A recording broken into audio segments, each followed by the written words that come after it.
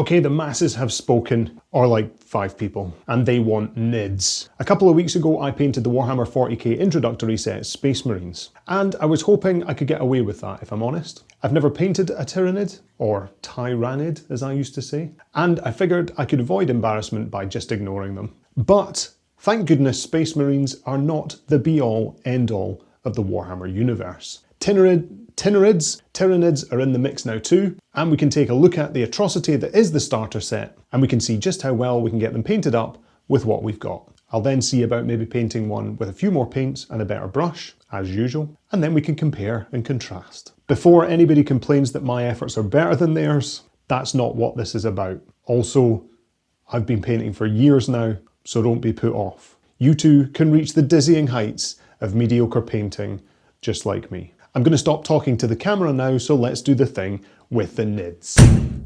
Building these was reasonably simple, although all the bits look the same to me, so it did take me a second to figure that out. I also snapped off a tail, which I think was broken anyway, so whatever, we won't do that one. That was already broken.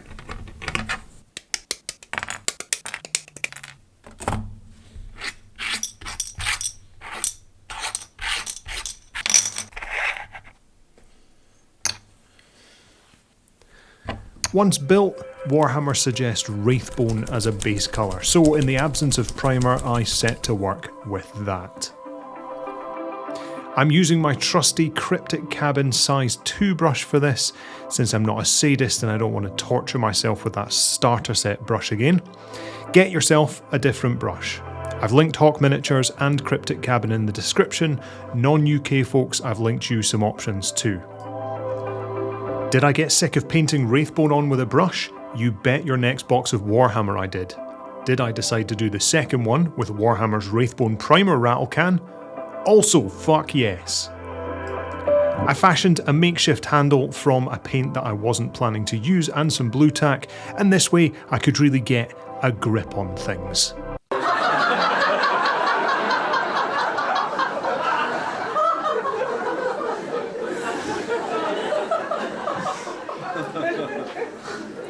Looking at the artwork, I could see even the box art has some shading on these lower parts, so instead of living with a simple Wraithbone cover, I've started with a wash of Nagaroth Night to simulate some sort of shading. Now I had to water this down a fair bit because otherwise you'll end up with too much purple. We really just want it to sit mostly in the recesses as opposed to on the larger flat areas.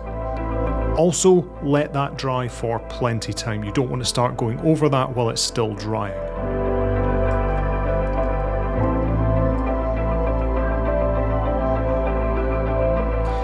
When dried, I went back in with Wraithbone to touch up the areas where I didn't want the wash to have gone, and to continue bringing up a bit of contrast into that lower area of the Tyranid.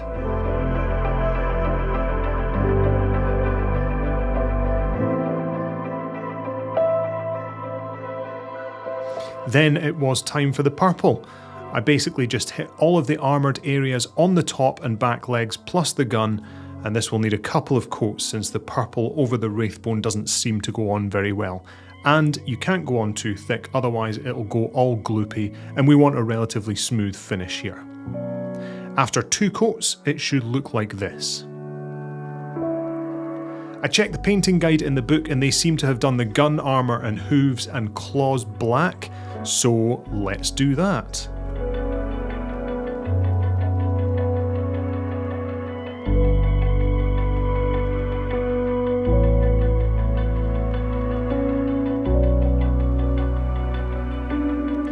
Now I'd like to go back in with slightly more purple wash and get the parts where there's a break in the skin and around the joints, teeth, eyes, that sort of thing, make those a little bit more purple.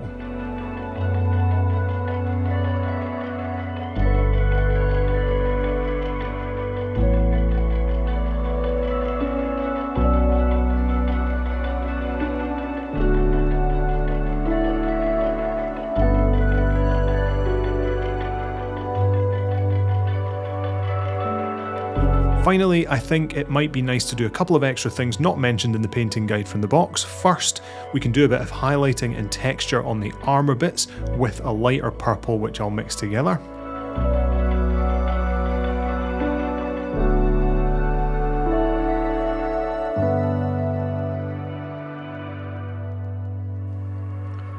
Then I'll do the same with the black parts and finally just darken the eyes and teeth area with some watered down black.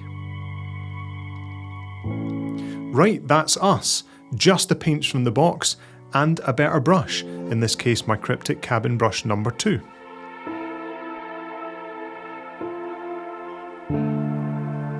Let's look at the next nid and see what we can do with a few more colours in the mix.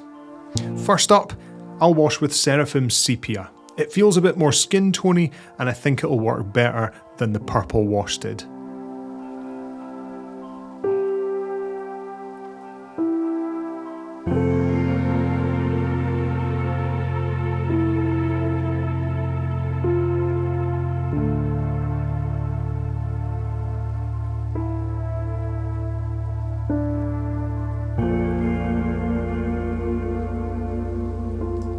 After that's dry, we go in with the same as before, Wraithbone on the areas that I don't want the wash on, and this just again builds that contrast and cleans up any pooling that we didn't want.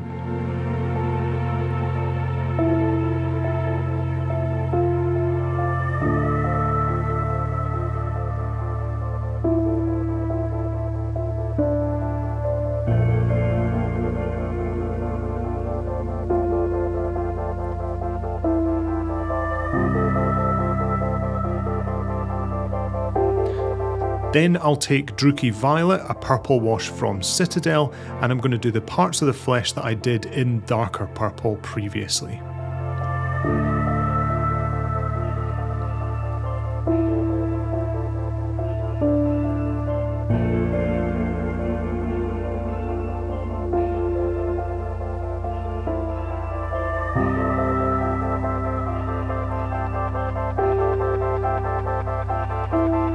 Next we'll use the Naggaroth Knight for the armour panels like we did before.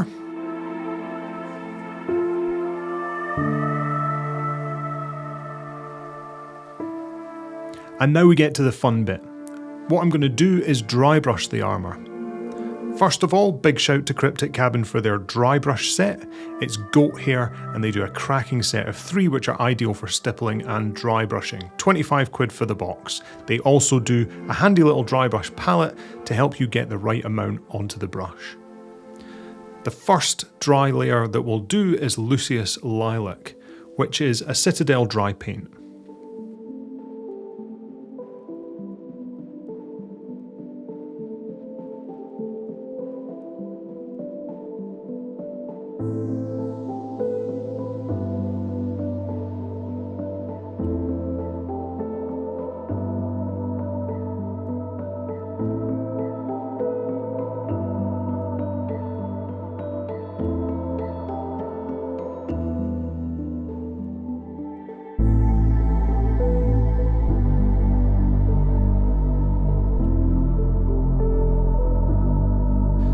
The second colour that we're going to do over the top of that is Changeling Pink.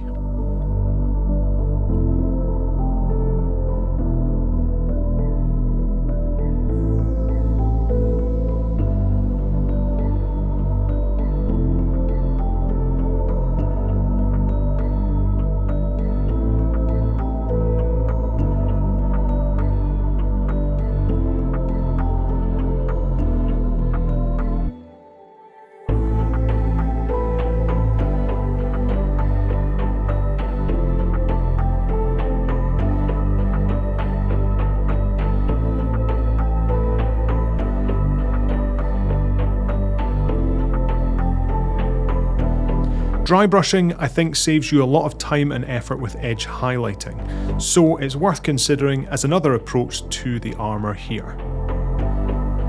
We'll do our black armour panels and grey edges on those now.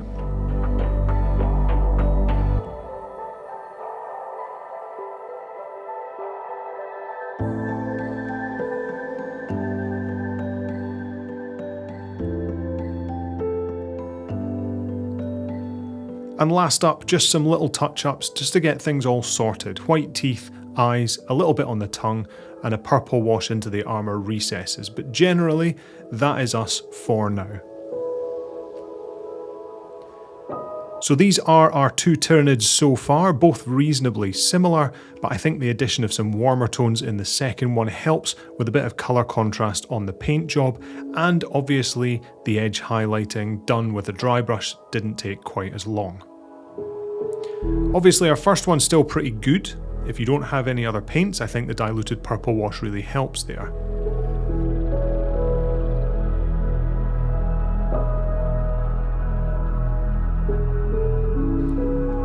What I really want to see now is if I can do a Tyranid even more quickly with contrast paint.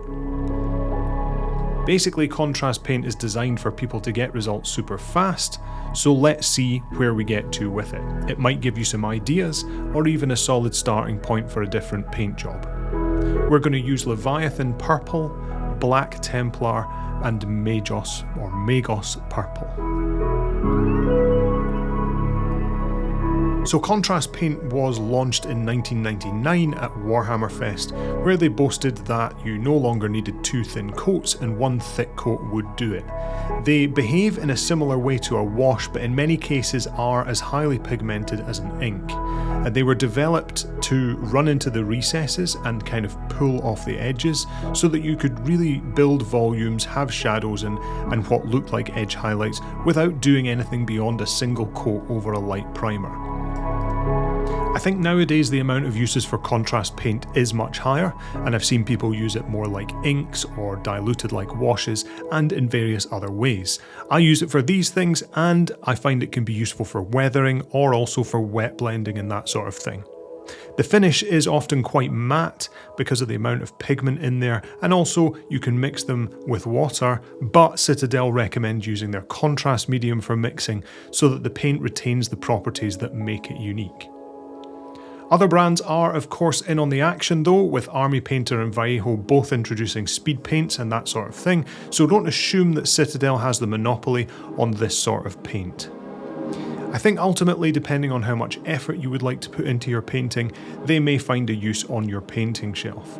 This here though is a demonstration for you to see the speed at which they're slapped on and then the finish when they're dry.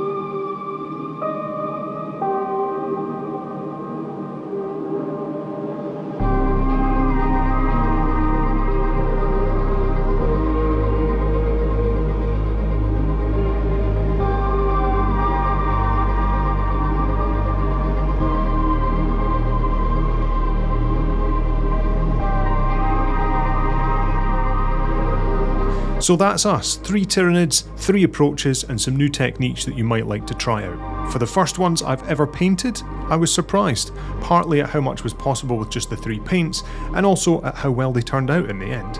Sure, they're not going to win me a golden demon, but they will be sufficient for gaming. So if that's your bag, crack on. If it's not your bag, whose fucking bag is that? Would I recommend a better brush? Yes, of course. That's my shtick now. Do I recommend a few more paints? Sure.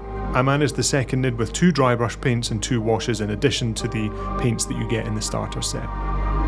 The contrast approach, of course, in this case was 3 tubs, but if you plan to do your whole squad, then you'll have more than enough for that and the rest of the army. As ever, if you've got any questions, you want to talk hobby, or you want to show me your minis for feedback, you can comment below, or you can join the Discord and say hello there. If you want to see what I paint when I'm not doing these videos, you can find me on Instagram at AlexPaintsTinyThings. Thank you again for your time and attention. Likeys and subscribeys, people. Cheers for now.